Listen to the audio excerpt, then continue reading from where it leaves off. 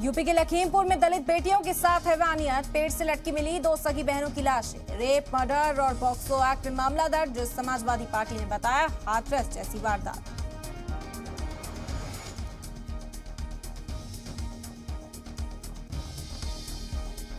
हिजाब पर रोक से अब तक 17,000 बेटियां छोड़ चुकी हैं स्कूल। अर्जीगुजार ने हिजाब के हक में दी इस तरह की दलीलें आज भी जारी रहेगी। मुल्क की सबसे बड़ी अदालत में हिजाब केस में समाअत। भारत जोड़ो यात्रा में राहुल ने लगाया बीजेपी आरएसएस पर मुल्क को बर्बाद करने का इल्जाम। गोवा सीएम ने कहा मुल्क को विश्व गुरु बनाने के लिए बीजेपी से जुड़ रहे हैं कांग्रेस लीडरान।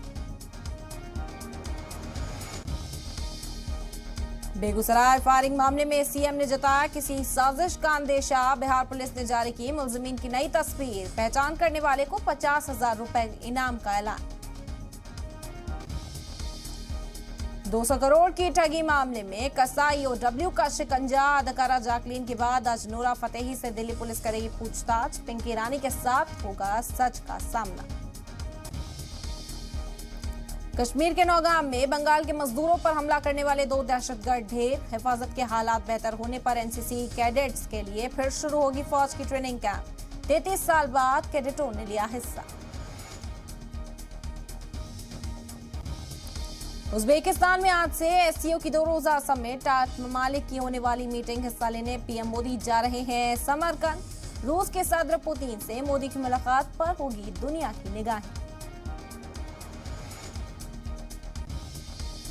बीते एक हफ्ते में कोरोना से मौतों के आदाद-ओ-शुमार में आई 22% की गिरावट। WHO ने कहा दिखने लगा है दुनिया में आलमी वबा का खात्मा।